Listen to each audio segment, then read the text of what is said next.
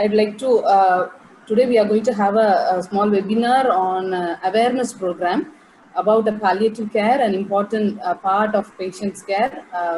In the midst of us, we have got Dr. Mallika Thiruvadanam. Ma'am is going to create an awareness program among the young generation of nurses. So before we start into this program, I'd like to welcome Dr. Mallika and little introduction about ma'am.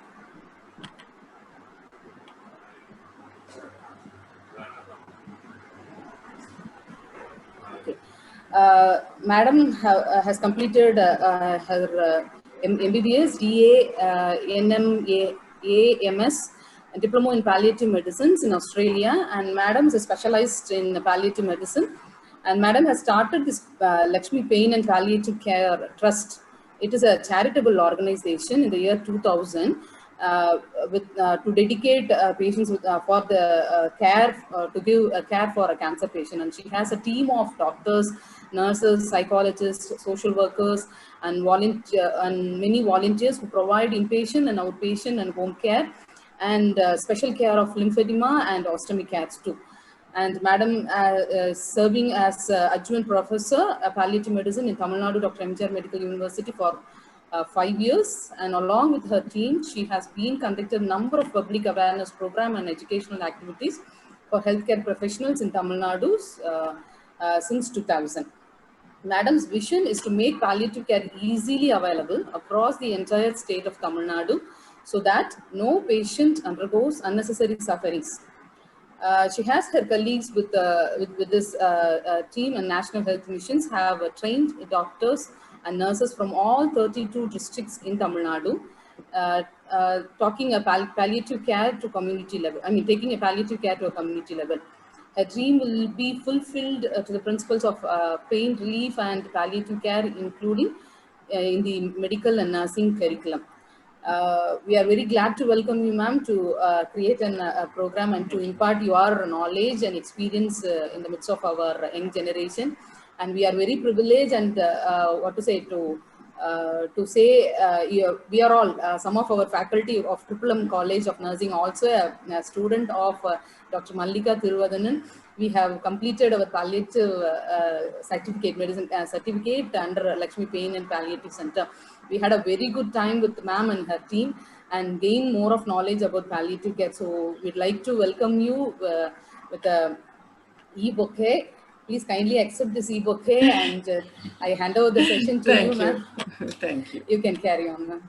Thank you. You can share your screen and start. Okay, sure. Thanks. Thank you. So, good morning to everybody. Before I share my screen, thank you very much for the introduction, and let me thank Principal Dr. Roshan and Sashikala and team for Rosaline, and her team for giving me this opportunity. So readily you agreed to have this in view of this World Hospice Palliative Care Day. And thank you for giving me this chance to share this knowledge of palliative care among all your students. So we'll start the session.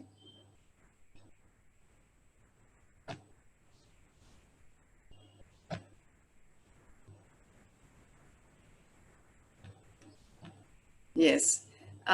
See, this World Hospice Palliative Care Day is observed all over the world, second Saturday of October every year. So the theme for this year is My Care, My Comfort. And so before I go into that, I'm very happy to be here among so many nursing students, because nurses are the main backbone. I say it's the backbone. You're the backbone for healthcare, and you spend so much time with patients. And in the beginning itself, I want to say that the nursing students, I'm sorry, the only thing is about this online, I will not be able to see everybody at the same time. I like to see your faces anyway, hopefully, at least. And you all must follow the footsteps of your seniors, Dr. Rosalind, Sashikala, and so many others are so committed and so enthusiastic and so passionately pursue the work. And I think you nursing students have to inculcate that first. I'm sure all of you have that compassion, otherwise you would not have come into this field. So let me, with those few words, I like to go ahead with this. Okay, so this is a World Hospice and Palliative Care Day, which means all over the world there are centers, organizations, institutions which are doing palliative care as a major aspect of the medical field. And so why is it so important? What is this palliative care? Why are we talking about it today? And nurses, the students will know how important this is. Actually, you're already maybe practicing the palliative approach in some way or the other in your patients. We need to have a structural approach to patients, and not something very difficult or something very new. It is just some learning aspects are there, and once you know that, you will your approach can be a little more different, which can make the patient very happy and all of you also happy, and it'll also help in your not only professional life, personal life, in your working life. So what is this palliative care? Let us see. Now I just want you also to note that I myself did not know anything. I did not know the word, the meaning of this palliative care. We've not heard about it. So many years after my anesthesia practice, I took up this subject simply because we did not know how to treat chronic pain. My own father had this, so I did not know how to do it. And that's how I got motivated and took up this subject. So to start with, as we all know, and you yourself know, that your primary duty is towards the patient. You all are the ones who spend so many hours with the patient. And there you are looking after the patient, managing their symptoms, and you're also assessing constantly what they need and trying to get it done for them. And you're also listening to the patient's distress, what they want, clarifying their doubts. Sometimes it can be very challenging. I use the word challenging, not irritating or frustrating, but it can be very challenging. And you are very much part of this team of healthcare professionals, and also helping out to clear their emotional distress and other things. So you play such a major role in the healthcare itself, and therefore you're very well suited to palliative care. Okay, so let us see now, what is the actual aim of treatment of any patient? Y'all can either write it in chat or put your hand up. Once in a way I may be able to, if I see you, I can ask you. But we have to reflect. See, end of the day, it's good to reflect on what we did that day. What good we did. Did we make somebody smile? Did we do something useful for that day? So what is the aim of any treatment for any patient? Is it to cure disease? We can say yes to that. One is definitely, primarily, if somebody comes, we are trying to cure the disease. But also, are we trying to make them feel better? That also. Is it yes or no? So that is another thing. And then, can we also see our treatment when we give? Should we also see whether they have no pain or discomfort? Yes, I'm sure the answer is yes. And is it our duty also to comfort them, relieve their emotional, social, and spiritual distress, to address families' distress also? Do you think? Yes. Yes. So this is all the aim. It is when we treat a patient, it is understand we are treating a person like any one of us. Like any one of us who will also be subject to all these things, emotional strain also. They don't just have the physical part of it. They come for an appendix. Yes, they're waiting. We've done all the workup and everything. But if you actually talk to that patient, maybe ultimately she's going to get better and get discharged. But during that time of waiting, what are the emotions? Oh, what anesthesia? Will I have vomiting? Will I be safe under anesthesia? Or now who's going to be looking after the house? I'm away in the hospital. There are so many things. So Our aim is all this. We are well-meaning, we have the good meaning for the patient, but how often do we actually address all these issues? How efficient are we in relieving their physical, emotional, social distress which can happen due to diseases? It is not enough just to say, don't worry, everything will be all right. It may not help the patient or the family. Oh, what do you know? How can I not worry? That is how they might think. So we have to know exactly this. We must have the good communication skills to answer their questions, respond to them, and also how to treat their physical distress. Okay. So let us come to diseases as such. If you see, there are also incurable diseases. How much we have advanced in this world in medicine. We're coming out with something or the other, robotics and whatnot. But still there are some diseases which we are not able to cure completely. And you all know the number. Just take simple diabetes mellitus, hypertension. They have to take lifelong medications.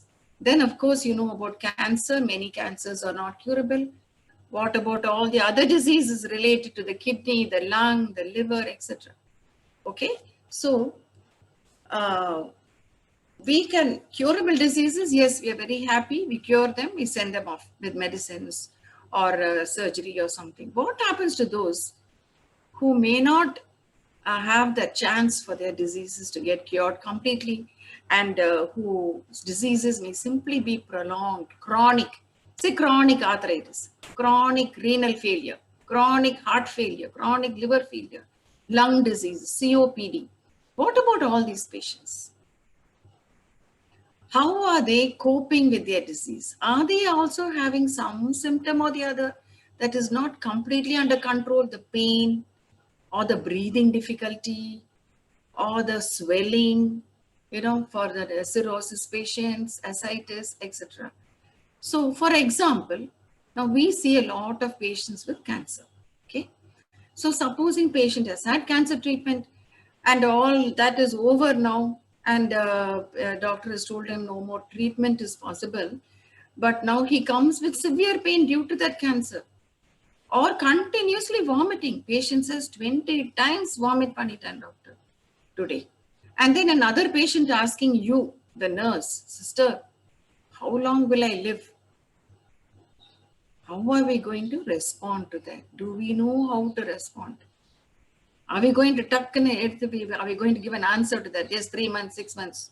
Are they asking you exactly for that? Or something else is in mind? I just want to know when my son will come back from the US. That is why I want to know. They may have their own agenda.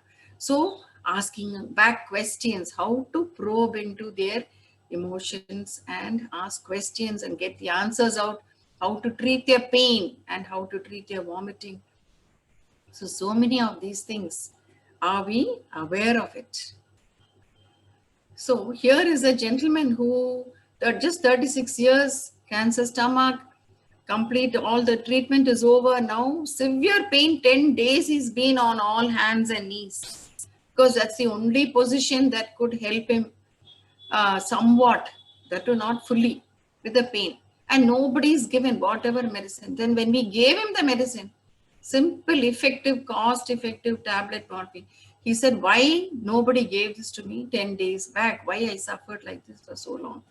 So does he have only the physical problem of pain? Can you think he's also another family member? We are all playing multiple roles in our family, right? Right now we are students or faculty, nursing faculty. And then when we go home, we are the daughters, or we are the wife, or we are the sister of somebody. So many roles we play. Such a man, such a person gets this, and to now in advanced stage, then he's having a lot of emotions. What emotions is he having? I should not have into alcohol. What emotion is that? Guilt. Am I dying? Who look after? Anxiety, fear. Do we also have these emotions? What about the present COVID situation? Leave alone the alcohol part of it. Am I dying? Somebody gets COVID, gets admitted in the hospital. These are very realistic things happening now, right now before our eyes. Perfectly normal people suddenly getting this infection and then going into some serious problems. So these are all realistic problems. These are not abnormal. They are normal emotions. That's how we have to acknowledge them. And then they're saying, can't you do something to save me?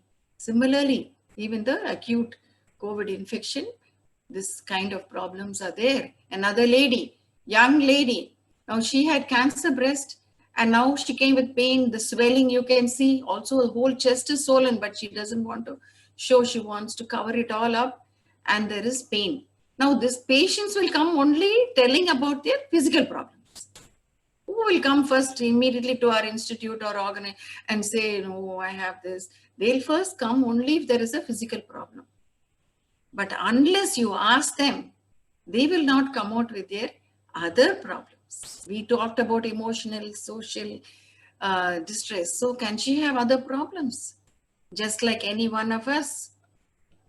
She had 2 children. She used to say, I can't even plait their hair now. I can't pack up their tiffin carrier for the school. I feel so weak, very upset.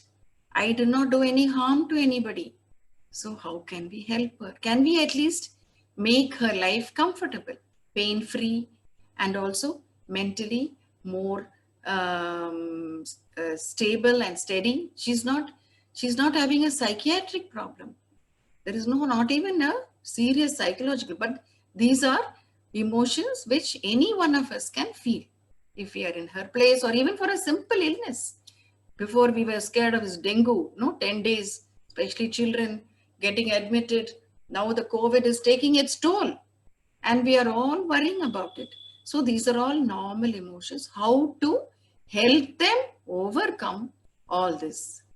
So it is not only millions of patients with cancer and other chronic diseases are suffering like this. Many times we can say unnecessarily because they are not getting the palliative care that they deserve. So it's not only physical, but emotional, social, spiritual, lot of money they have spent already, especially for cancer treatment. So they're financially also distressed. And this is what we call as total suffering. So we have to, when we see a patient, any patient in our hospital, let us look at them in all these aspects. We cannot solve all their problems, but at least let us be aware that they have this. Because of that itself, they can look as if they are irritating you or frustrated. But what is their underlying emotion? It is our duty to look into all aspects of suffering. Okay, if our aim is to make them comfortable, physically and emotionally comfortable. Okay, so the cancer alone, we have the statistics. That is more than 15 lakh patients every year, newly diagnosed, added to the existing number of patients. So unfortunately, although we have the state-of-art treatment, more than 75% of our patients come in the advanced stage. So most of them will need this care, and even those who are undergoing, who have the chance of cure, may also need this care during the treatment. So this is the state of affairs in our country, and so can we help relieve their pain and suffering? Definitely we can. What we say is we can palliate their symptoms. One side they may be getting treatment, or they may not be amenable for treatment, but we can continue to palliate, relieve their distressing symptoms and comfort them always. We may not be able to cure them always, but we can comfort them always, either in the hospital or in the home. Okay, so this palliate word literally means to relieve suffering or to relieve pain, which is both physical and emotional pain, to relieve the suffering. So it is the care that is generally given by a team of professionals. When we say there are so many aspects to suffering, then it is best given by a team of doctors, nurses, and others. And not only the patient, but also addressing the family. See, families will never, many of them won't cry in front of their loved ones. They will come, and when we ask them and we address them, they will cry to us. We have to wait for them to cry and stop crying, not say don't cry. Okay, acknowledge their emotions as normal. I can see how upset you are. I can understand how you feel. So saying these kind of words, which we learn while we go where we go training in communication skills. Okay, so generally most of them have chronic or life-limiting diseases who will need this palliative care. So we treat all the aspects of suffering with the sole aim of improving quality of life. That is the aim of palliative care. So curative, yes, we want to cure them, and the focus is on the disease. Aim is to cure. They do all the investigations, take the pulse, the BP, all those things we're doing. Same time, if we approach them also in this palliative approach, that is, the focus is on the person with the disease. Now, we are not just made up of organs. We are also having emotions, mind and soul. So the focus is on the person with the disease, and the aim is to improve quality of life. So this is the difference between curative and the palliative approach. This palliative approach will help all patients. Okay. So this, what I said was to relieve their physical symptoms, address their psychological issues. It's not something new in our medical or nursing fraternity. This is something which we have to be doing for all patients, right? For example, so what is new in palliative care that we are learning, or we will learn, is that earlier days, only this compassionate, we could be compassionate to somebody in pain. Okay, this gentleman, Saravanan, who's working in the mobile shop, had cancer pancreas, severe pain. So again, he is all bent down. Okay, but now with advances made in pharmacology, chemotherapy, and surgery, we are able to give palliative medicines for the pain, for the vomiting, or for any symptom. There is also palliative chemotherapy, which will control disease. Palliative surgery like colostomy, those kind of things. Okay, so because of this advance, we are able to give very good quality of life for the patient. So if we say these are the concerns, is it correct to say that these are all usually the concerns in any chronic illness? Okay, it's not only the physical. Say chronic arthritis, many elderly people, chronic knee pain, chronic backache. Imagine, even they have suicidal tendencies. Why? Because the pain is not under control. Emotions, oh, I cannot go anywhere. I can't even walk for 10 feet, you know, and I've lost my job because of this. Why is God doing this to me? These are all common things in any chronic illness. And that is exactly why, what is a definition of health given by the World Health Organization? Nurses will know it very well, no? State of physical, mental, social, and spiritual well-being, and not just the absence of disease. So this is our basic thing. Do we have in our case sheets? Now I'm asking, do we have in our patient records? This is, if we say this is what is health, good health, do we have what is the emotional history, social history, any spiritual distress patient has? Spiritual distress, nothing but patient is constantly saying, why is God doing this? How long will it? Oh, this is, what is the meaning of life? These kind of things. So we need counseling for the patients. So all this only will go into this definition. We are bringing this back into our system now. So because we have to provide total care to the patient to improve quality of life. So whatever advances in medicine we have made, it is mostly to increase the longevity of life. You know, constantly going into the ICU, coming out. ICU, chronic, you see heart patients, liver patients, dialysis, all of them. They actually, if you ask the patients, they may be very distressed. Are we treating the dis-ease caused by the disease? Discomfort caused by the disease. We learn about analgesics, antiemetics, sedatives, etc. But nobody taught us how to apply it in relieving chronic symptoms. Months together, you may have to give these medications, but how to give, how to know the side effects, all these things we learn in only palliative care. Actually, this should be there now in our curriculum. Communication skills. What to say, what not to say, how to listen, how to respond. All this we have to learn to do the best for the patient. And ethics, of course. What is best suited for the patient and respect his wishes. So what I would say is palliative care has been the missing link in our medical and nursing practice, which is now coming back. It is bridging that gap between cure and care. So that was something which was not there because as we were advancing, we were so excited about the curative drugs, medicines, and diagnostics and surgical procedures that we lost that soft skills and also lost the focus on the person who's suffering in pain. Cancer we study, but nobody taught us how to treat cancer pain. It's still not there in our curriculum. So we have to know how to treat both ways, okay, to make the patient, comfortable. So it is not just the disease. What we are treating is the human being, body, mind, and soul. Okay. Now, palliative care is an active care which helps patients to live creatively and as actively as possible. You are all able to hear me? Yes, ma'am. Yes, ma'am.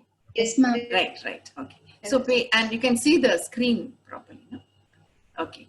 So, palliative, it's not like many people think we are giving medicines and just putting them to sleep. It's not like that. We give medicines to treat the symptom, relieve the pain, relieve the vomiting, take off that foul smell from the ulcer and make them as active. Some people, many of them go back to work, go back into social circulation. And it helps the family. We help the family to cope with this. How to cope? Even us, all our lives, the philosophy of life is how to cope. We have to pray to God how to cope with whatever He gives us, whatever we get in our lives. So we help the family to cope, to make some decisions. Okay, when to stop, when to continue. Okay, those kind of things, and accept death as a normal process. Why are we making this death because we are not seeing death in the house nowadays. Everybody is taking the person to the hospital, even the last moment. They know this going. So children, next generation don't see death in the house. So we are not able to death, but we have to accept it as a normal process and support the family also, even after the death of the loved one. Okay, that is bereavement care. That is what is the philosophy of palliative care. Now we saw what is palliative care.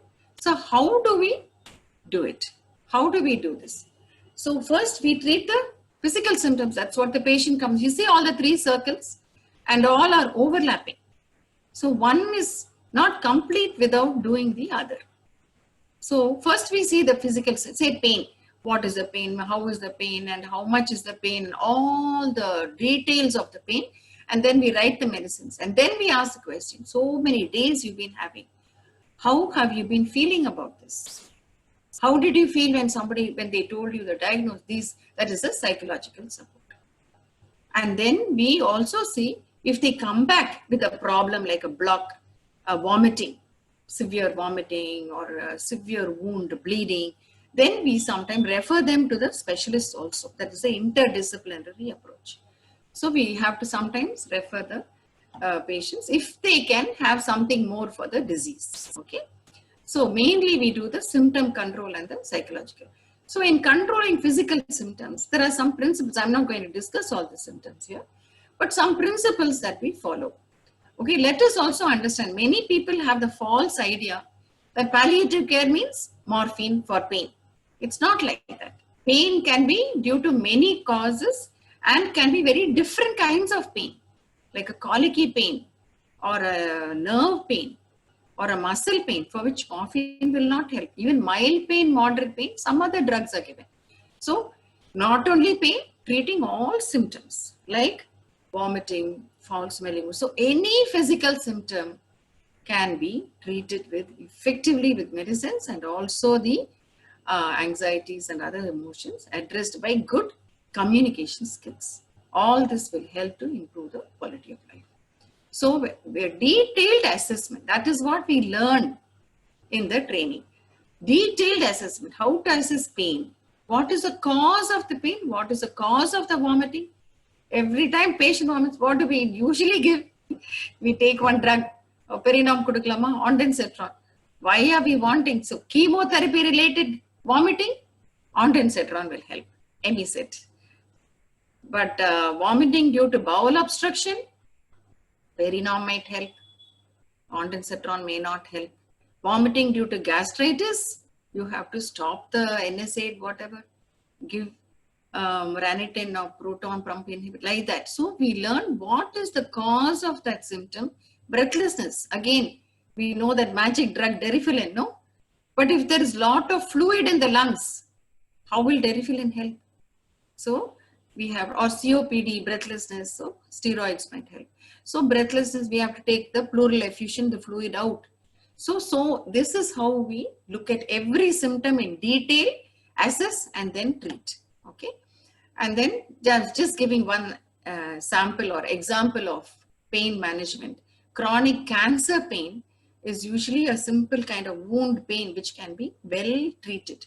But we assess on the pain scale. Say there is a scale between 0 and 10 and we ask the patient, because patient only can tell how much pain is there. We cannot tell. The patient can tell. So the patient can tell, ipo 3 irukku. That means mild pain. No, it was 8 yesterday. So moderate or severe pain. So once we assess that intensity of the pain, then we know what drug to give the patient. So this is how we treat the patient. And tablet morphine is a standard drug for severe continuous pain. All over the world it is followed. There's nothing to fear about it. There is no problem with addiction to tablet morphine. It only takes away your pain, makes you function better normally and go back to your work. So this is all what we learn. We need to learn. So what are the various emotions for which they might need support? So what any one of us might undergo due to a disease or due to any illness, okay? So it could be other unrelieved symptoms, guilt, anger. Oh, the doctor treated me for 1 month without doing any investigation. So anger with the doctor, anger with God, anger with our own selves. I didn't take my medicines properly. So many of these emotions, even now in the present COVID situation, it is very relevant. Thoughts of loss, separation from the family, isolation. Nobody can go near the patient. Nobody can call, they say sometimes if they are in the ICU.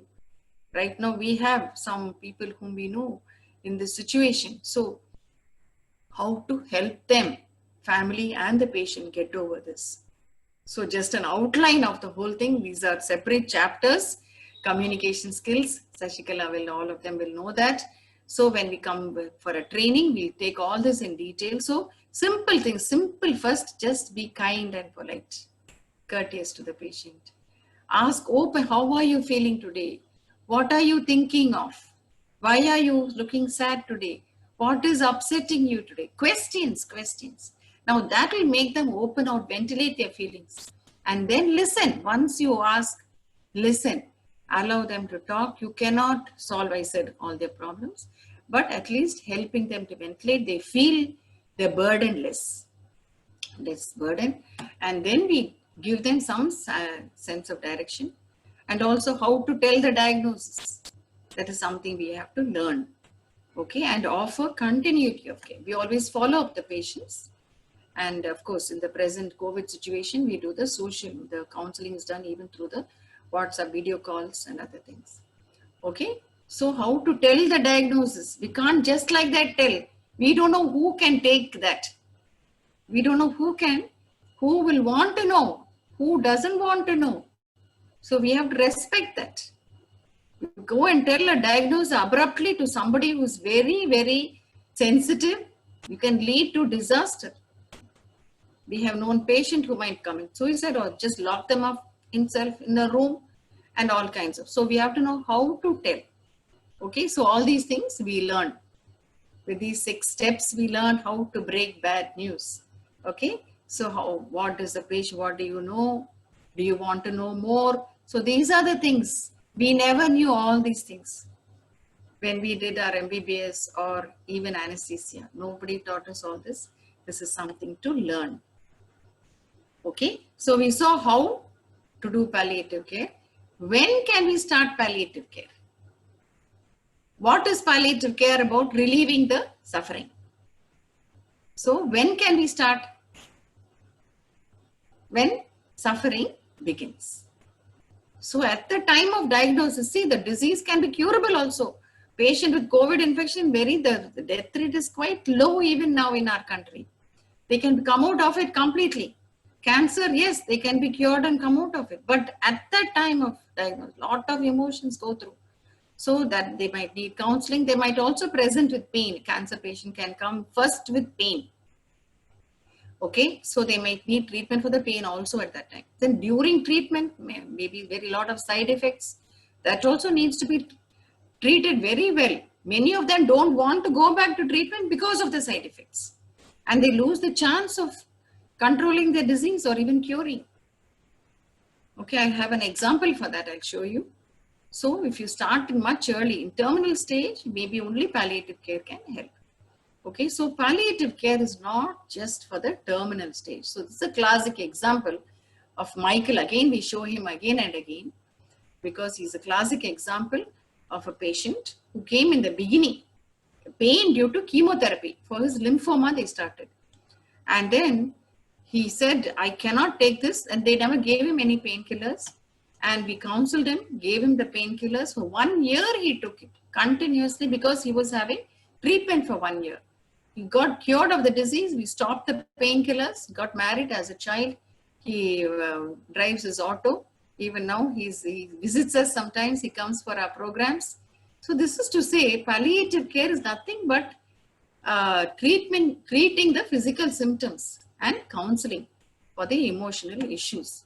So this can be done, if it's done right from the start, it can be very good for patients. So generally in cancer, we use all these treatment modalities, but along with that, side by side, if we use our medicines to treat the side effects and to counsel for their emotional issues, then it will be very helpful for the patients and the family. It is a kind of supportive care. So wherever cancer is being treated or wherever chronic diseases are being treated, that institution should ideally also have facility for pain relief and palliative care. One second, I don't know why they are calling me on the phone. Okay, so palliative care is a kind of a supportive care and it helps the patient and family to go throughout the illness. Okay.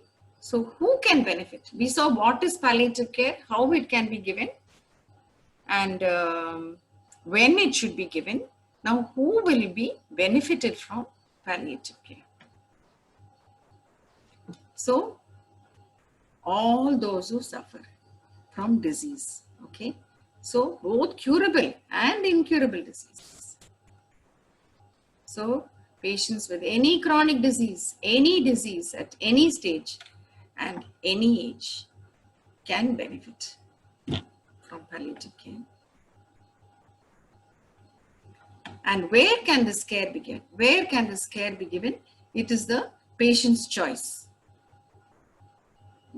Just give me a second. I don't know why they are calling me. I don't know whether it's urgent or...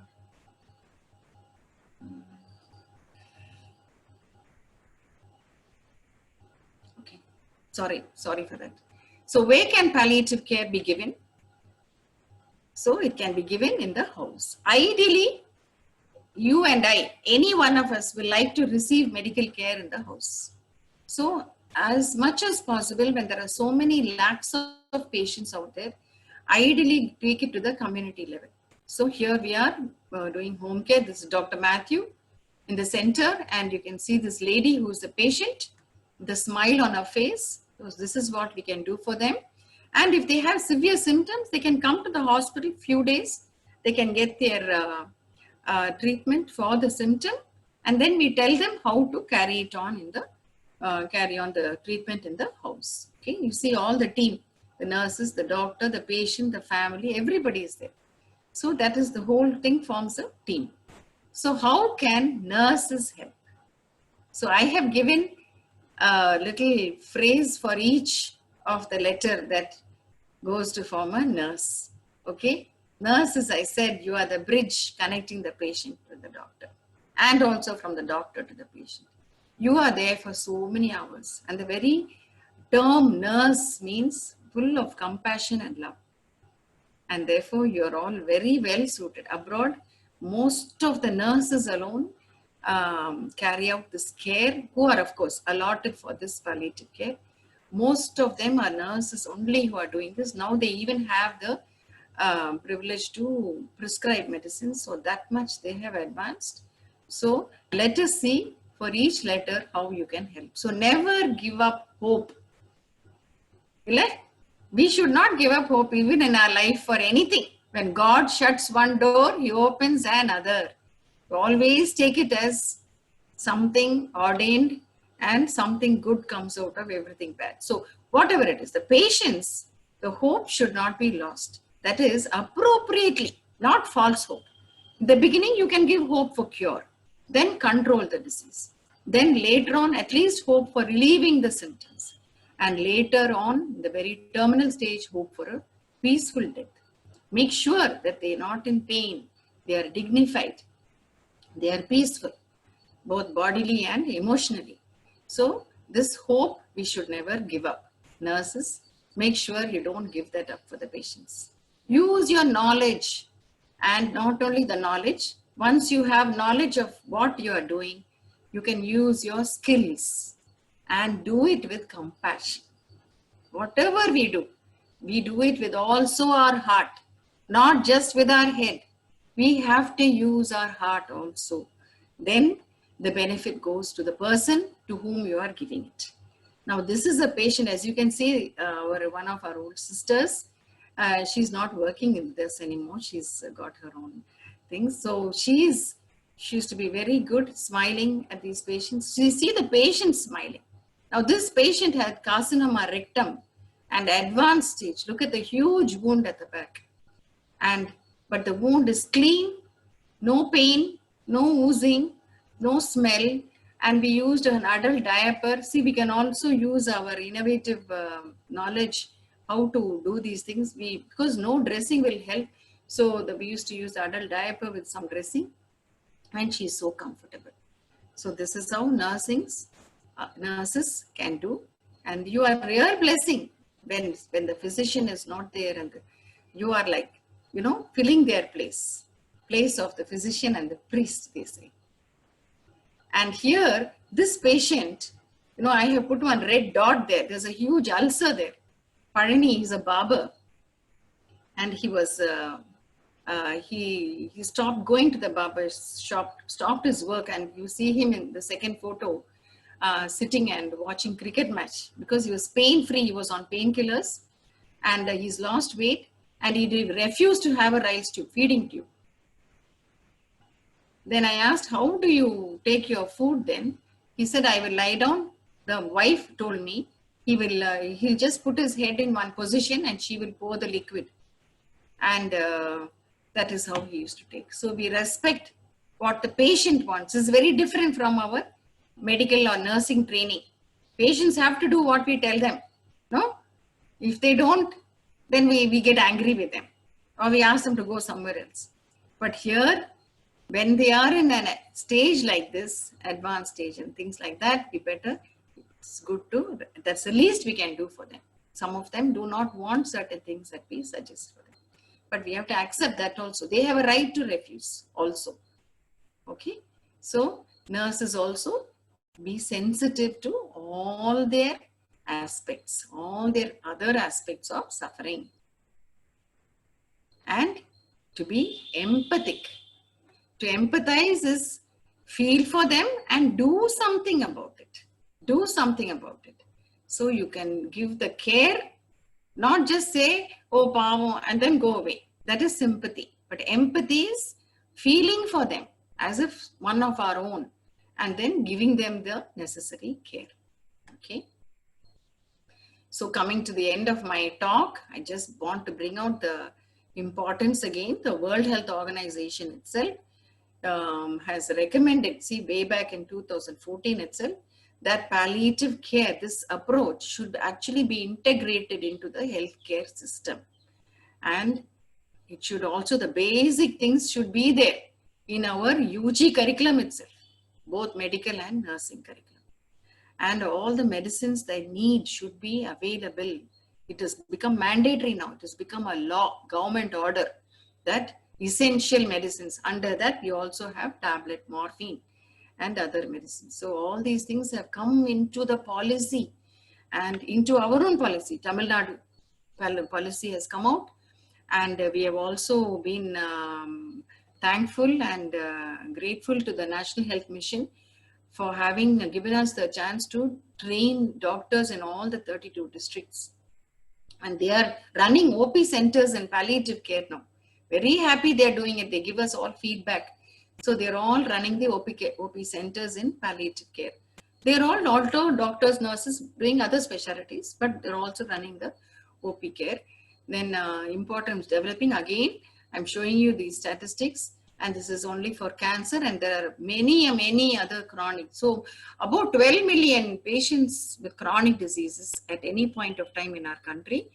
And just look at that, less than 1% has access to palliative care. This is the state of affairs in our country. So all of us have to do something about this and help our fellow human beings, fellow society. And we also, the Dame Cicely Saunders said that we are going to also get disease and die in this society. So we better develop palliative care so we also get good palliative care when our time comes. So palliative care is a need of the hour.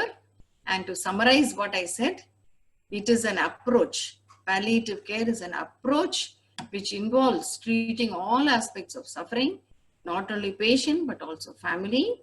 It can start in the very beginning and be supportive throughout. At any stage, it can be given for any disease, and the whole aim is to improve quality of life. And I know Sachikala and others are well aware that we are continuing to do the online. Now we are doing the online programs, the same IAPC Essentials in Certificate, Essentials course, and also Fellowship in Palliative Medicine. And also Fellowship in Palliative Nursing is there, done by Calicut Medical College. So these online courses are available now at a nationwide thing. And if you want to know, then we will pass on the information to you all. And you all can undergo that course to know more about this and inculcate it into your practice. That's all. So let us join hands all together and do whatever we can to, with our professional knowledge, with what we have, to our fellow human beings who are suffering out there. Thank you very much for this opportunity. Now I will stop sharing and invite any questions or experience that anybody wants to share. Thank you very much, ma'am. Students, if you have any queries, you can ask now. You can unmute. Students, yeah. You can unmute and you can ask questions. So are you all seeing patients with such chronic diseases? Yes, ma'am. Yes. Say patients with dialysis, coming repeatedly for dialysis. What problems have you all faced, say from the family? Was there anybody telling you how long should he keep on getting dialysis? Any problems like this you all face? So all these, yeah. Good morning, ma'am. Good morning. Ms. Lig, very nice session of you, ma'am. Thank you so much, ma'am, for this wonderful session. Thank you. And one thing that patients with dialysis face is frequency of coming to hospitals, ma'am. They feel like very often they come to hospital and spend their time in there. Not over the patients also, their caretakers also like spending most of time in waiting for the dialysis to complete Yes. often 3 days Yes. in a week and all. So problems that like that we face, we have seen in our clinical postings. Yes. All that finally they need is a good quality care, support, Yeah. and So simply, if you just ask them question, no, either the patient or the family who's waiting, who has come, how are you feeling about all this? Your whoever, no, your husband or father or somebody who's coming for this. What is your family like? Something like that. It's simply asking questions, making them feel that yes, you are also thinking about those things.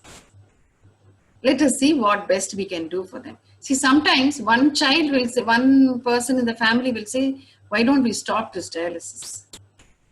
The patient himself might say, I'm fed up. So how to approach them? Why do you say that? Why are you fed up? What happened? Then so many, only when you ask questions, they will come out with those answers. No. One, they will talk about the finances. Two is the convenience. Three is the children all going away for work. I'm alone. Why should I keep on doing this? Things like that. So all this need can be addressed. thank you. Any questions? Hello, ma'am. Yeah. Ma'am, may I know what's the main difference between hospice care and palliative care, ma'am? Very good question. I'm glad you asked because I did not show you particularly that slide. Yes. Now, hospice care we can say is part of palliative care. Actually, hospice is a beautiful word. It comes from the word hospitum, which means hospitality. Unfortunately, those days, many years ago, hospice was a place where people just went in, they were either very old, they were traveling and they couldn't go on any further, or they were sick and they died there and they were looked after. So these huge churches, huge temples, huge buildings, like say this Ashoka Emperor, they say, all of them looked after people without any charge or anything. They just gave food, drinks and everything. But unfortunately, because people also died there, the hospice has a stigma that if you go to hospice, you are going to die. So what happened was they tried to change it, but that's got kind of stuck. That's why they changed the name to palliative. Now, palliative is also getting a stigma and they want to change the name to supportive care. So, hospice now for all practical purposes is an institution where only those with advanced disease are admitted. And to go one step further abroad, hospice means they are estimated not to live for more than 6 months. So there is a question of insurance and all that. But for all practical purposes, it is a place where the love of a home and the facility of a hospital is given. Of course, there is no intensive care, ventilator and all that. We accept life is limited. And but palliative care is a wide spectrum. It can be given anywhere at any situation, any level, in the hospital, even in the hospice or in the house. So palliative care is simply about relieving suffering at any point of time. Whereas hospice is a place where most of it's the advanced stage patients are housed there. Thank you, ma'am. Thank you, ma'am. Excuse me, ma'am. Ma'am, I too have a question that during this is in a pandemic period, right, ma'am? Yeah. So, how do the patient at the palliative care been affected of the basic needs and faced during this pandemic period? Yes. So this pandemic, one is the physical symptoms, many of them are having breathing difficulty, then aches and pains, all these things. Now, active treatment will be given for such patients. But there may be also a time, just like we say advanced cancer, there may come a stage where they are not able to bring back that oxygen saturation, or they are not able to bring back the patient to normalcy. So at least they must alleviate that sense of breathing difficulty. Now for breathing difficulty, you will be amazed to hear that tablet morphine, when given in a very small dose, usually we give 5 milligrams 4th hourly, say. This is given 2.5 milligrams every 6 hours or 3 times a day also. That helps to bring down the respiratory rate. And actually the patient will become more comfortable.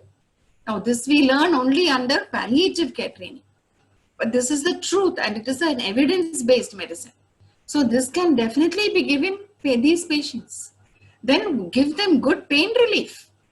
Again, we are afraid to give pain relief round the clock. If there is continuous pain, you have to give analgesics continuous. But no, your pharmacology, we are not going to give just blindly your tramadols or your tramadol paracetamol combinations or even your NSAIDs marginal.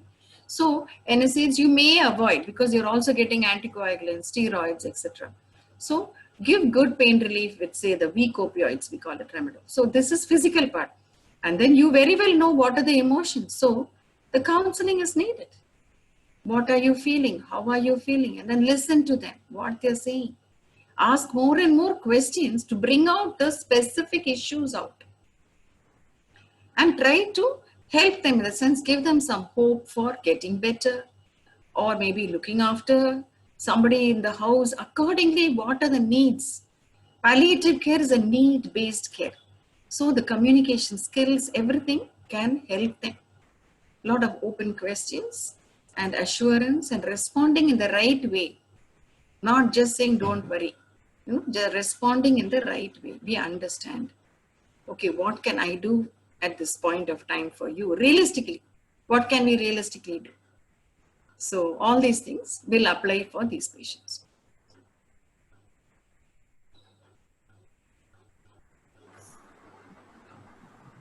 Any more questions? Excuse me, ma'am. Yes.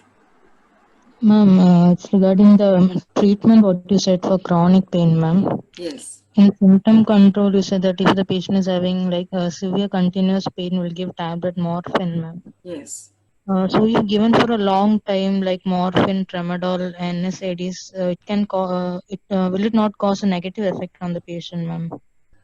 What Given negative effect are you talking about? like contraindicated, ma'am. In some patients, it will be contraindicated. Why will it be contraindicated? Which drug? NSAIDs? Okay, NSAIDs, let's take NSAIDs. Are you worried about the gastritis, the bleeding, Yes, ma'am. Yes, definitely. We are aware of it.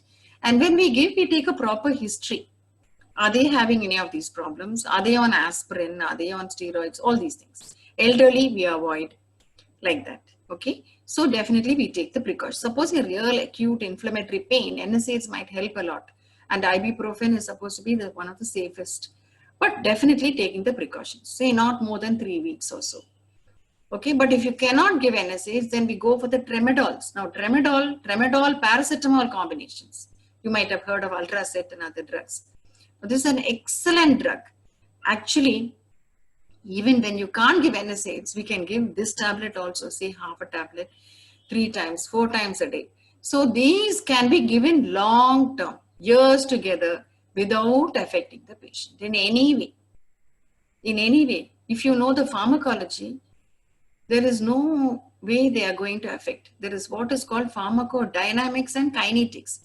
Definitely, if the patient has a kidney problem or a liver problem, then we give less dose or we give less frequent. That is, instead of giving 4th hourly, we might give 6th hourly or 8th hourly. Say, and tablet morphine has been taken for years together. Now, morphine tablet, any tablet, many tablets, when they're taken for a long period of time, even some antihypertensives, steroids, bronchodilators, they cause some morphological changes in the physiological changes in the body. So they become less and less effective. So if somebody is becoming less effective to morphine tablet, doesn't mean he's getting addicted to it. There is a big difference between addiction and physiological dependence. So these tablets, generally they don't have. Sometimes when they take long period of time, they get tremors or something like that. That time we are supposed to actually, we can stop the morphine and give some morphine-like opioid, like Oxycodone and other things which are not yet come fully in our country. but we'll have to think of something else.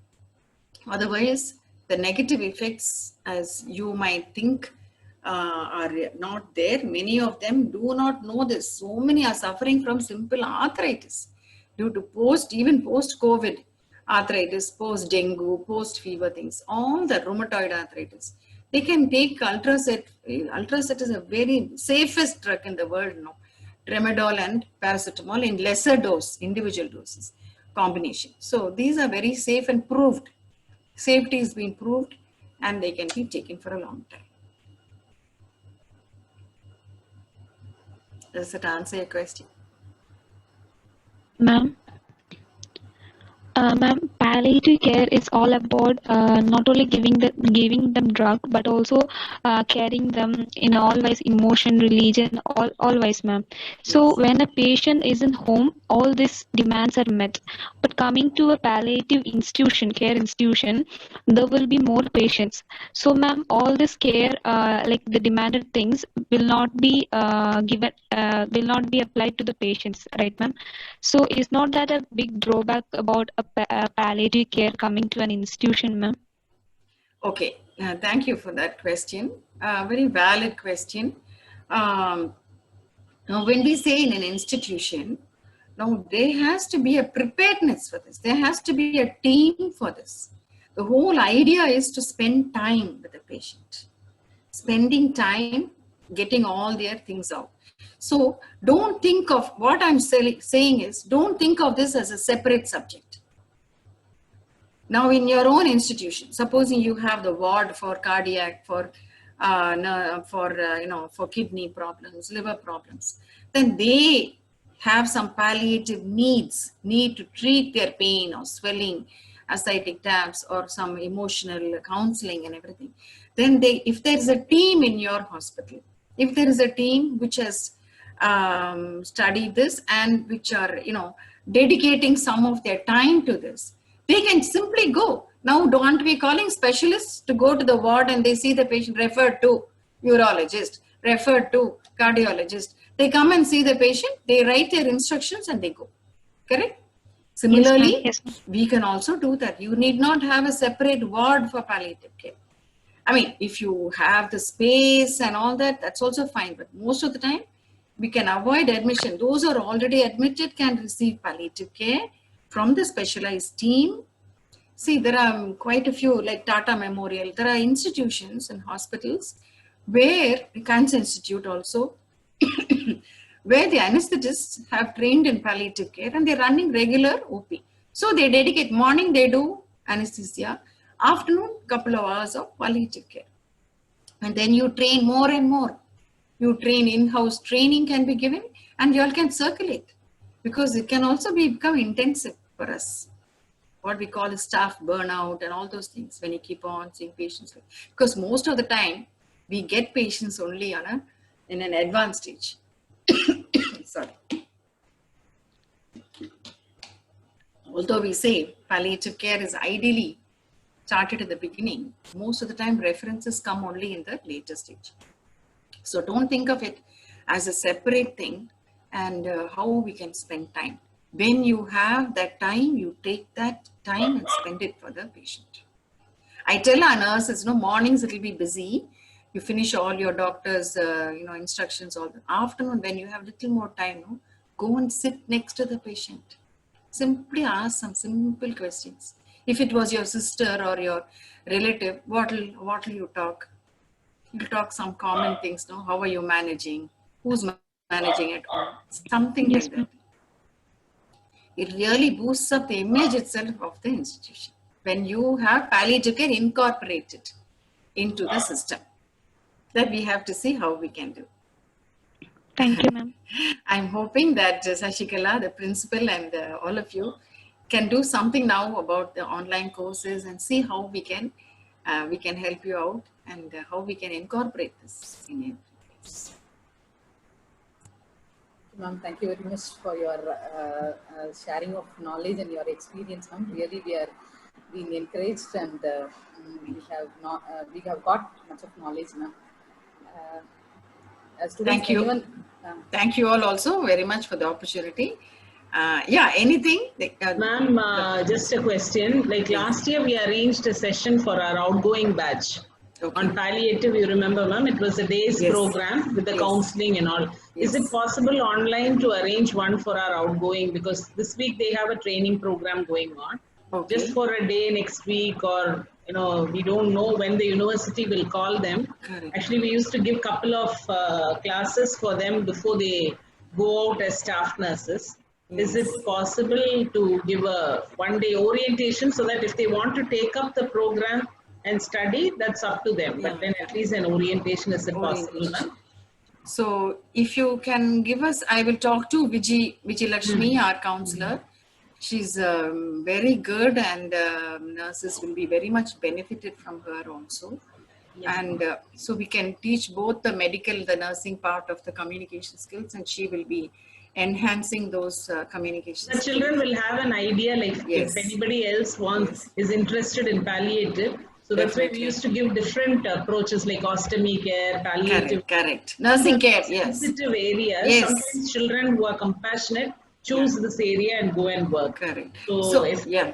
Yes. So when you say one day, like we'll organize it. We'll Like try last to. time we did, no ma'am, it was a day's program at MM Hospital. Correct. So like that, if we have, Online. so yes ma'am, now that it's become online, can we have it? Children Yes. can all be Yes. benefited. Yes. I will. We'll try to arrange. Okay. This month, no? This month, any day from next week onwards. Next This week they are packed with another training, leadership training program. So probably next week I'll ask Ashikala to keep in touch with Yeah. you. You can give us some options. Like last week, maybe half a day or one day, however Sure. ma'am wants. So children will have clarity, and only there. Now this is connected with third years, fourth years, and my outgoing. So only for the outgoing batch, if we could have one, it will be more beneficial. Definitely. Okay, ma'am. Definitely. Thank you so much for Thank taking you. time. Thank you all very much, and thank you very Thank much you. for the opportunity. Thank you, and all the best. Good wishes. Good luck to the children. Thank you. Thank you. Okay. Right. Thank you. Thank you very much, ma'am. Not at all. Thank you. Thanks. Principal ma'am, shall I sign off? Yes. Yeah, please. Yeah. You can. Thank you, ma'am. Thank you. Thank you. Thank you. Thank you.